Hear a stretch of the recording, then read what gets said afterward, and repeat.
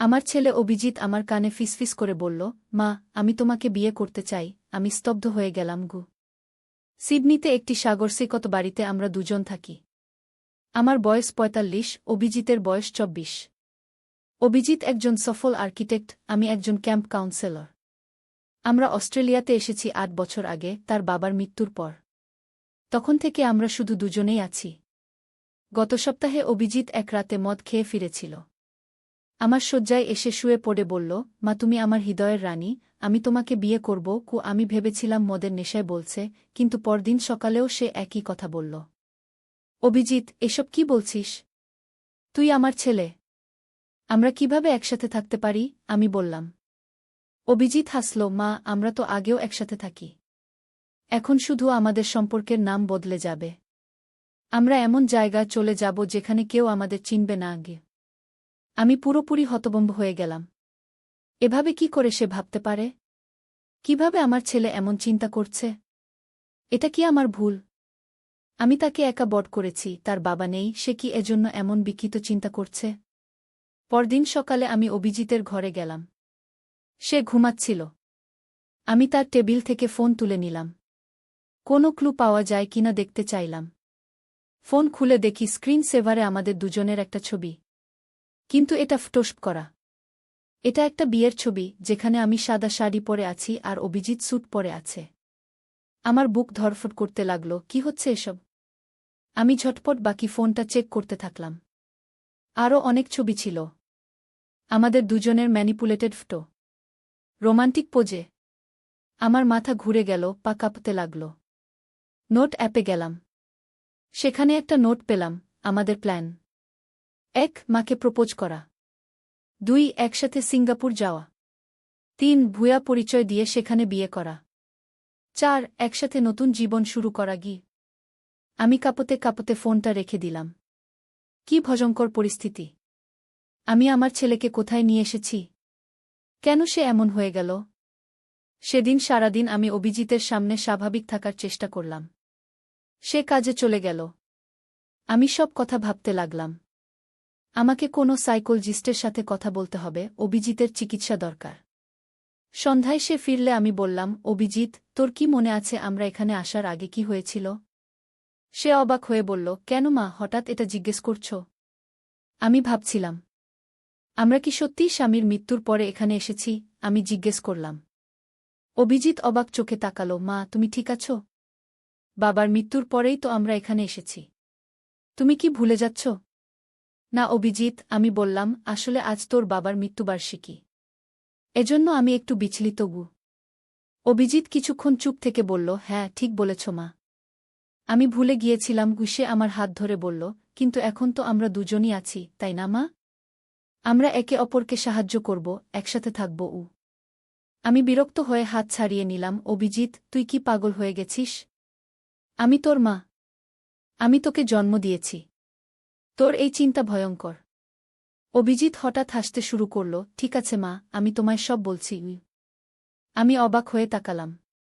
আমি এসব নাটক করছিলাম তোমাকে পরীক্ষা করার জন্য। সে বলল, আমার এক বন্ধু আছে, মার্টিন। সে তার মাকে নিয়ে অস্বাভাবিক আচরণ করে।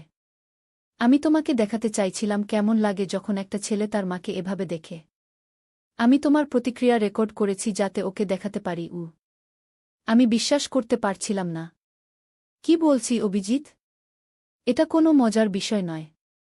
সরি মা, সে অনুতপ্ত স্বরে বলল, বুঝতে পেরেছি, এটা খুবই বাজে আইডিয়া ছিল। আমি যখন দেখলাম তুমি কতটা আপসেট হয়েছ, বুঝলাম এটা থামানো উচিত কি। আমি রেগে গেলাম। তোর ফোনে আমি সেই সব ফটোশপ করা ছবি দেখেছি, আর তোর নোট অ্যাপের প্ল্যান। এগুলো কি তোর পরীক্ষার অংশ? অভিজিৎ একটু লজ্জিত দেখালো, হ্যাঁ মা। আমি জানতাম তুমি আমার ফোন দেখবে। এজন্য সেসব রেডি করে রেখেছিলাম। আমি ভেবেছিলাম এতে প্রতিক্রিয়া আরও স্বাভাবিক হবে।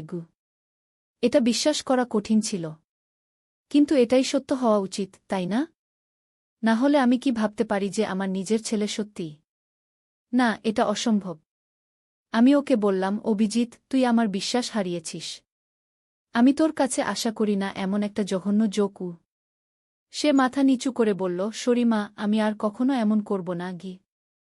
সেদিন রাতে আমি ঘুমাতে পারিনি। কিছু একটা ঠিক মনে হচ্ছিল না। পরদিন সকালে আমি সিদ্ধান্ত নিলাম আমাদের বাড়ির পুরানো কাগজপত্র দেখব। অস্ট্রেলিয়া আসার সময় আমাদের অনেক ডকুমেন্ট আনতে হয়েছিল, বার্থ সার্টিফিকেট, ম্যারেজ সার্টিফিকেট, স্বামীর ডেথ সার্টিফিকেট ইত্যাদি। স্টোর রুমে গিয়ে পুরানো বাক্স খুঁজতে লাগলাম। এতদিন আমি ওসব আর দেখিনি। একটা লাল বাক্সে সব ডকুমেন্ট ছিল। আমি খুলে দেখতে লাগলাম। বার্থ সার্টিফিকেট, পাসপোর্ট, আরও অনেক কাগজ। হঠাৎ আমার চোখ পড়ল একটা কাগজের দিকে। এটা অভিজিতের বার্থ সার্টিফিকেট। আমি পড়লাম। নাম অভিজিৎ চৌধুরী। জন্ম তারিখ ১-৫ জুলাই ১৯৯৯। মাতা অম্বিকা সেন। পিতা প্রদীপ চৌধুরী। আমি চমকে উঠলাম। অম্বিকা সেন? আমার নাম তো সুমিত্রা চৌধুরী। এটা কি ভুল? নাকি আমিই ভুল দেখছি? আমি আরও কাগজপত্র খুঁজতে থাকলাম। একটা ফোল্ডারে কিছু পুরানো ছবি পেলাম। আমি, স্বামী আর অভিজিৎ। কিন্তু সাথে আরও একজন মহিলাও আছেন। ছবির পিছনে লেখা প্রদীপ, সুমিত্রা, অভিজিৎ এবং অম্বিকা ২০১০। আমার হাত কাঁপতে লাগল। কে এই অম্বিকা? অভিজিতের আসল মা? তাহলে আমি কে? আমার মাথা ঘুরতে লাগল, বমি পাচ্ছিল। আমি হঠাৎ চিৎকার শুনলাম, তুমি এগুলো দেখছ কেন? পিছনে তাকিয়ে দেখি অভিজিৎ। তার চোখে রাগ এবং ভয়। আমি হাঁটু গেড়ে বসে পড়লাম। অভিজিৎ, এসব কি? অম্বিকা কে? আমি কে?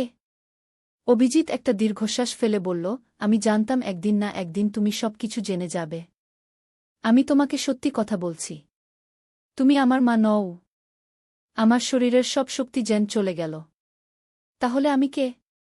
তুমি আমার বাবার দ্বিতীয় স্ত্রী। আমার আসল মা অম্বিকা। বাবা মা ডিভোর্স হয়ে যায় আমি যখন ১-০ বছরের। বাবা তোমাকে বিয়ে করে। আমার মা আমাকে দেখতে আসত, কিন্তু আমি তাকে পছন্দ করতাম না। সে ছিল মানসিক রোগী। ৮ বছর আগে একদিন সে আমাদের বাড়িতে এসে ঝগড়া করছিল। বাবা তাকে থামাতে চাইছিলেন। হঠাৎ সে একটা ছুরি বের করে বাবাকে আঘাত করে। বাবা অভিজিৎ কেঁদে ফেলল, বাবা মারা যান। তুমি সেদিন বাড়িতে ছিলে না। ফিরে এসে দেখলে পুলিশ সবাইকে জিজ্ঞাসাবাদ করছে। পুলিশ মাকে নিয়ে গেল। এরপর তুমি শক থেকে পুরোপুরি সেরে উঠতে পারোনি। তোমার মাথায় গোলমাল হয়ে গেছিল। ডাক্তাররা বলল তুমি এক ধরনের ট্রমাটিক অ্যামনেশিয়া এবং সাইকোসিসে ভুগছ। তুমি ভাবতে শুরু করলে যে তুমিই আমার আসল মা। আমি কাঁদতে কাঁদতে বললাম, এসব মিথ্যা। না, এটাই সত্য। অভিজিৎ বলল, ডাক্তাররা বলল তোমাকে সত্য জানালে তোমার অবস্থা আরও খারাপ হতে পারে। তাই আমি তোমার ভ্রম বজায় রাখলাম। আমরা অস্ট্রেলিয়া চলে এলাম, নতুন জীবন শুরু করলাম। সবকিছু ভালোই চলছিল। এতদিন পরে তুমি সব জেনে ফেলেছ তাহলে ওই বিয়ের প্রপোজাল? ওসব ছবি? আমি জিজ্ঞেস করলাম। আমি জানতাম তুমি আস্তে আস্তে সন্দেহ করছ, তোমার স্মৃতি ফিরে আসছে। আমি তোমাকে একটা ঝাঁকুনি দিতে চাইলাম, দেখতে চাইলাম তুমি কতটা শক নিতে পারো। যদি ওই কথায় তুমি বিশ্বাস করতে, তাহলে বুঝতাম তোমার অবস্থা আরও খারাপ হয়েছে। কিন্তু তুমি প্রতিবাদ করলে, এতে বুঝলাম তুমি সেরে উঠছ। তাই গতকাল বললাম এটা একটা জোক ছিল আমি তার কথা বিশ্বাস করতে পারছিলাম না। তাহলে আমার আসল নাম কি? আমার পরিবার? তোমার নাম সুমিত্রা দাস। তুমি বাবার সাথে অফিসে কাজ করতে। তোমাদের বিয়ে হয় আমি যখন ১-২ বছরের। তোমার পরিবার ইন্ডিয়াতে থাকে, কিন্তু তুমি তাদের সাথে যোগাযোগ রাখো না। ওরা জানে না তুমি মানসিক অসুস্থ হয়ে পড়েছ। আমি ওদের বলেছি আমরা ভালো আছি। আমি নিজের মাথা ধরে বসে পড়লাম। আমি বিশ্বাস করতে পারছি না। আমার সমস্ত জীবন একটা মিথ্যা? আমি অভিজিতের মা নই? না, তুমি আমার সৎ মা। কিন্তু আমার কাছে তুমিই আমার আসল মা। তুমি আমাকে খুব ভালোবাসো, আমাকে দেখাশোনা করো। আমি তোমাকে ছাড়া বাঁচতে পারবো না। আমার মাথায় হঠাৎ একটা চিন্তা এলো। অভিজিৎ, তোর আসল মা কোথায়? সে কি জেলে? অভিজিৎ চুপ করে গেল। অভিজিৎ, আমি জোরে ডাকলাম। মা! সে মারা গেছে। জেলে আত্মহত্যা করেছিল আমি চোখ বন্ধ করে ফেললাম। আমার সামনে এখন দুটো পথ ছিল, হয় আমি এই সত্যকে মেনে নিয়ে আগের মতো জীবন চালিয়ে যাব, না হয় সত্য জানার চেষ্টা করব। আমি দ্বিতীয়টা বেছে নিলাম। অভিজিৎ, আমি একজন সাইকিয়াট্রিস্টের সাথে দেখা করতে চাই। ঠিক আছে মা, আমি তোমাকে নিয়ে যাব। পরদিন আমরা ডাক্তার জেনিফার রবার্টসের চেম্বারে গেলাম। আমি অভিজিৎকে বাইরে অপেক্ষা করতে বললাম।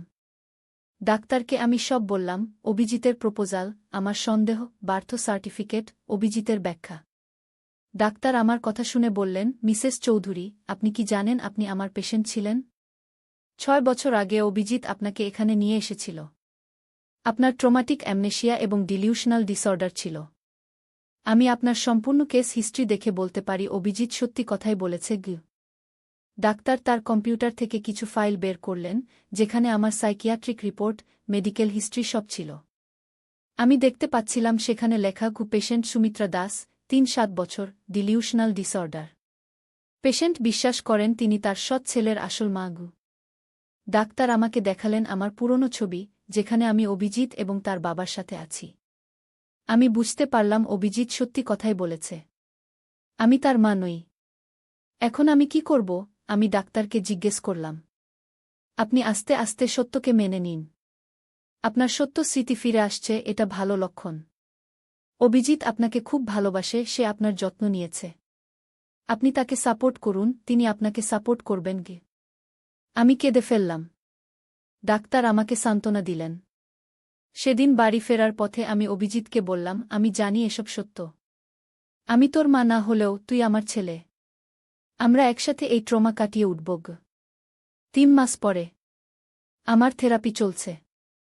আমি আমার আসল পরিচয় ফিরে পাচ্ছি। সুমিত্রা দাস, একজন অ্যাকাউন্টেন্ট, প্রদীপ চৌধুরীর স্ত্রী, অভিজিতের সৎ মা। আমার ছোটবেলার স্মৃতি, কলেজের দিনগুলো, প্রদীপের সাথে দেখা, সব আমার মনে পড়ছে। অভিজিৎ আমাকে খুব সাপোর্ট করছে। সে আমাকে ভারতে নিয়ে যাবে, যেখানে আমার পরিবার আছে। আমি তাদের সাথে যোগাযোগ করেছি। আমার বাবা মা এখনও বেঁচে আছেন, তারা আমাকে দেখার জন্য অপেক্ষা করছেন। আজ সকালে আমি আয়নার সামনে দাঁড়িয়ে নিজেকে দেখছিলাম। আমি একজন সৎ মা, যে ভুলে গিয়েছিল সে কে। কিন্তু এখন আমি নিজেকে ফিরে পাচ্ছি। অভিজিতের প্রতি আমার ভালোবাসা কোনো দিন কম হয়নি, কিন্তু এখন আমি তাকে যথাযথ দৃষ্টিতে দেখতে শিখছি। 6 মাস পরে হিমালয়ের কোলে ছোট্ট একটি পাহাড়ি শহর দার্জিলিং। এখানে এক চা বাগানের পাশে একটি ছোট্ট কটেজ ভাড়া নিয়েছি আমরা। সবুজে ঘেরা, দূরে হিমালয়ের চূড়া দেখা যায়। অভিজিৎ এবং আমি ভারতে ফিরে এসেছি 3 সপ্তাহ আগে। আমার বাবা মাকে দেখার পর আমরা সিদ্ধান্ত নিয়েছি কিছুদিন দার্জিলিংয়ে থাকব।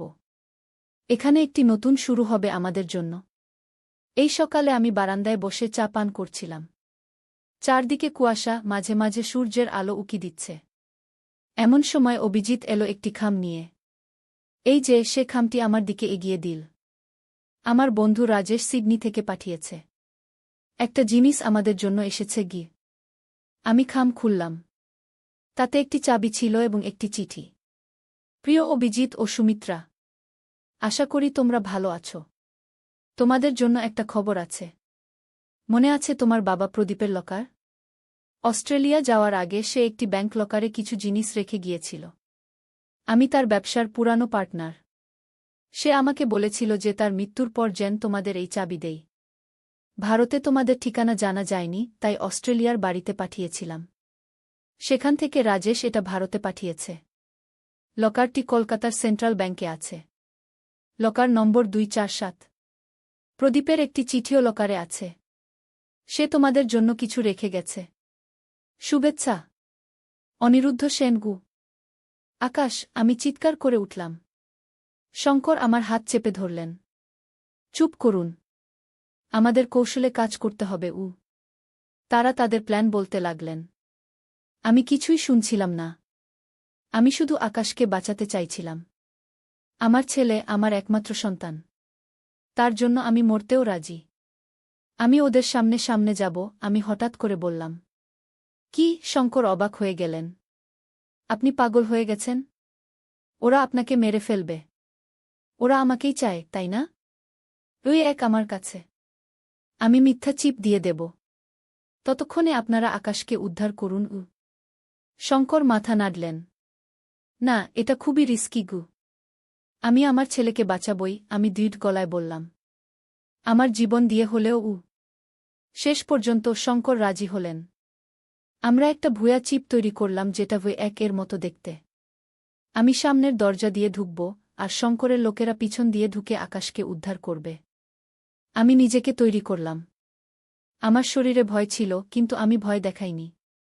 আমার ছেলের জীবন বাঁচাতে আমি সবকিছু করতে রাজি। আমি যাচ্ছি, আমি বললাম এবং গোডাউনের দিকে হাঁটতে শুরু করলাম। সামনের গেটে দুজন লোক দাঁড়িয়েছিল। তারা আমাকে দেখতে পেয়ে বন্দুক তাক করল।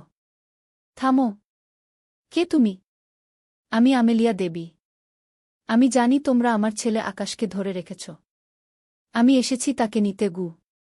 ওরা একজন অন্যজনের দিকে তাকালো, তারপর ভিতরে কাউকে ফোন করল। কিছুক্ষণ পর একজন লোক বেরিয়ে এলো, লম্বা, কালো স্যুট পরা। আমেলিয়া দেবী। অবশেষে! আমরা আপনার জন্যই অপেক্ষা করছিলাম। আপনার ছেলেকে দেখতে চান? হ্যাঁ, আমি দ্রুত গলায় বললাম। আমার ছেলেকে ছেড়ে দিন গু। V1 কোথায়? আমি লকেটটি বের করলাম। এখানে গু। লোকটি আমাকে ভিতরে নিয়ে গেল। আমি সতর্ক দৃষ্টিতে চারপাশে দেখছিলাম। যদি শঙ্করের লোকেরা প্ল্যান অনুযায়ী কাজ করে, তাহলে এখন তারা পিছন দিয়ে ঢুকে পড়বে। লোকটি আমাকে একটা রুমে নিয়ে গেল। দরজা খুলে দেখাতে দেখলাম, আকাশ একটা চেয়ারে বাঁধা অবস্থায় বসে আছে। তার মুখে রক্ত, চোখে ভয়। মা! আকাশ চিৎকার করে উঠল। আমি দৌড়ে তার কাছে যেতে চাইলাম, কিন্তু লোকটি আমাকে আটকে দিল। আগে V1, সে বলল। আমার ছেলেকে ছেড়ে দিন, তারপর আমি আপনাকে V1 দেব গু। আমাদের পিছন থেকে একটা গুলির শব্দ হল।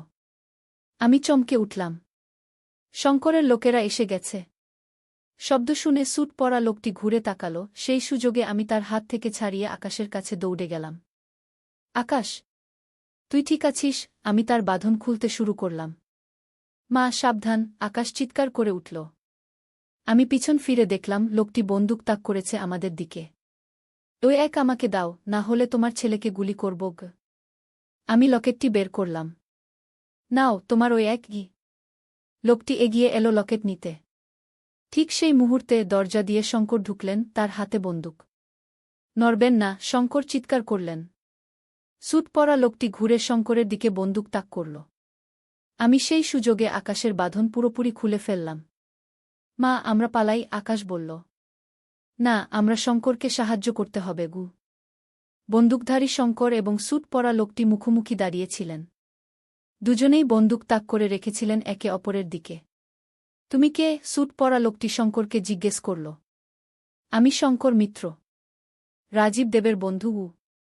লোকটি হাসল। আহা, শঙ্কর মিত্র! আমরা তোমাকেও খুঁজছিলাম। তুমিও V1 এর ব্যাপারে জানো, তাই না? হ্যাঁ, আমি জানি। আর আমি সেটা তোমাদের মতো লোকদের হাতে যেতে দেব না গি। সেই মুহূর্তে বাইরে আরও কয়েকটি গুলির শব্দ হল। শঙ্কর আমাদের দিকে তাকালেন। আমেলিয়া, আকাশকে নিয়ে পালাও। আমার লোকেরা তোমাদের জন্য একটা গাড়ি অপেক্ষা করছে পিছনের গেটে গি। আমি আকাশের হাত ধরে টানলাম। চল, আমরা যাই।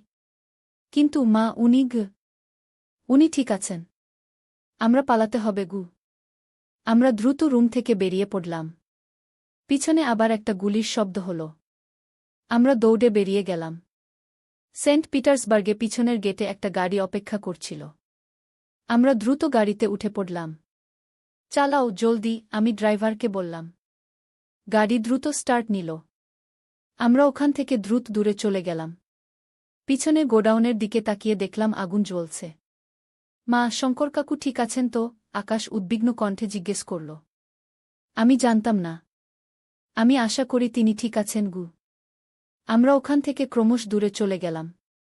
আমার বুকের মধ্যে একটা অদ্ভুত অনুভূতি হচ্ছিল। আমি হারিয়ে ফেললাম V1, কিন্তু আমার ছেলেকে ফিরে পেয়েছি। এটাই আমার কাছে সবচেয়ে বড় জিনিস। পরের দিন আমরা খবরে দেখলাম শারজাহে একটা গোডাউনে আগুন লেগেছিল। সেখানে অনেকগুলো মৃতদেহ পাওয়া গেছে। আমি শঙ্করের কথা ভেবে দুঃখিত হলাম। তিনি আমাদের বাঁচাতে নিজের জীবন দিয়েছেন। আমরা দুবাই ছেড়ে চলে গেলাম। এবার একেবারে নতুন পরিচয় নিয়ে আমরা লন্ডনে চলে গেলাম। আমি এখন মারিয়া সিলভা, আর আকাশ এখন অ্যাডাম সিলভা। আমরা মাছেলে আবার ভাই বোন নই। লন্ডনে পৌঁছে আমরা একটা ছোট অ্যাপার্টমেন্ট নিলাম। আমি আমার সমস্ত সঞ্চয় ব্যবহার করেছিলাম আমাদের পালিয়ে আসার জন্য। এখন আমাদের নতুন করে শুরু করতে হবে। একদিন সকালে দরজায় নক হলো।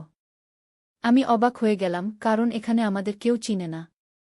আমি দরজা খুললাম এবং দেখলাম শঙ্কর মিত্র। আমি অবাক হয়ে গেলাম। আপনি বেঁচে আছেন? হ্যাঁ, তিনি হাসলেন। আমি বেঁচে আছি। এবং আপনারাও। কিন্তু ওই ফায়ার? সবাই মারা গেছে গু? হ্যাঁ, সেটা আমরাই করেছিলাম। ওই সিন্ডিকেটের সবাইকে শেষ করে দিয়েছি। এখন ওরা আর আপনাদের খুঁজবে না গি। শঙ্কর আমাদের অ্যাপার্টমেন্টে ঢুকলেন। আকাশ তাকে দেখে দৌড়ে এসে জড়িয়ে ধরল। শঙ্কর কাকু, আপনি ঠিক আছেন? হ্যাঁ, আমি ঠিক আছি, তিনি আকাশের পিঠে হাত বুলিয়ে বললেন। এই একের কি হলো? আমি জিজ্ঞেস করলাম। শঙ্কর তার ব্যাগ থেকে একটা লকেট বের করলেন। আমার সেই লকেট এখানেই আছে। আসল ওই এক? ওটা একটা ফেক ছিল যেটা আমি ওদের দিয়েছিলাম গ। কিন্তু আপনি তো বলেছিলেন ওই এক পেট্রোলিয়াম ইন্ডাস্ট্রিকে ধ্বংস করবে। আপনি কেন এটা বের করতে চান না? শঙ্কর আমার দিকে তাকালেন। আমরা তৈরি নই। ওই একটা নতুন তত্ত্ব। এটা আবিষ্কার করা হয়েছে, কিন্তু এখনও এটা নিয়ে গবেষণা করতে হবে। রাজীব এটা নিয়ে আরও কাজ করতে চেয়েছিলেন। আমরা তার কাজ শেষ করব। আমরা? হ্যাঁ, শঙ্কর আকাশের দিকে তাকালেন। আপনার ছেলে আকাশ, সে ঠিক তার বাবার মতো ব্রিলিয়ান্ট।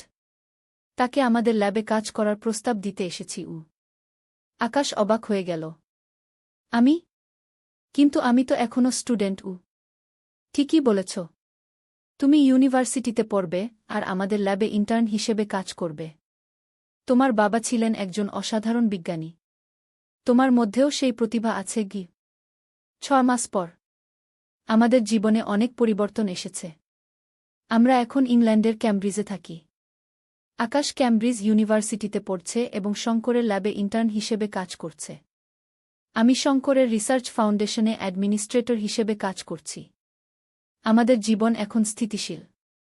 আমরা আর পালাচ্ছি না, লুকাচ্ছি না।